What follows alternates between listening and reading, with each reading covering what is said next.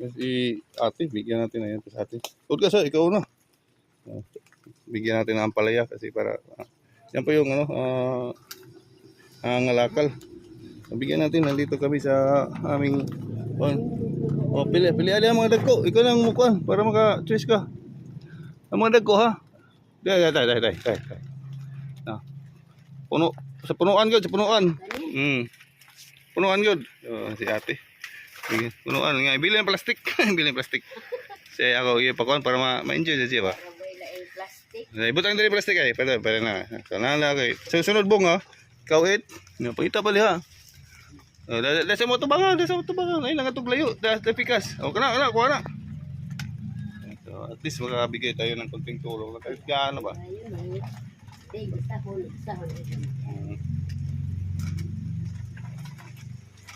Muulan kasi mga kabayan. So nandito kami, sana hindi mabasa yung ano natin, mobile.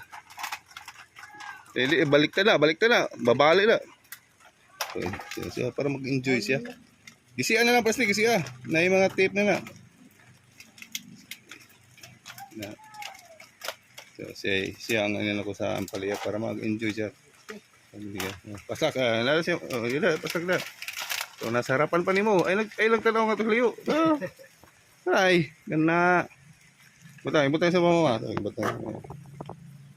So, mabigyan natin siya ng ampalaya. Yan po yung si ate yung ngalakal, nalaglag na. So, yan po yung ampalaya natin. So, at least, makakatulog tayo. Kahit wala man tayong, hindi man tayo mayaman.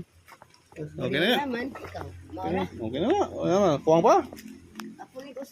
Sige, wait lang. Dito ko dito. Kali. So, bigyan natin si ate na pati ano pati trabaho. Pati yung mga plastic dito na ito natanggal yung ano, plastic. Okay. Ingari lang. Buta lang ako lang yung mukha na niya. Okay na upat. Nalaglag na. Bulasog na. Tara. Kuwang pa na. So, pakita nila para. So, yan po, binigyan natin si auntie ng ampalaya. At least kung kunting bagay, meron din. Kusulti mo bayan sa Weinstein. Salamat na lang. Magpapasalamat na lang po ako. Sige, thank you. Ayan.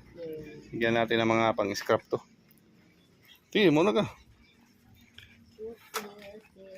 Ayaw lang, sali. Ako lang, Sin. Kuha lang, Sin. Balik ka lang.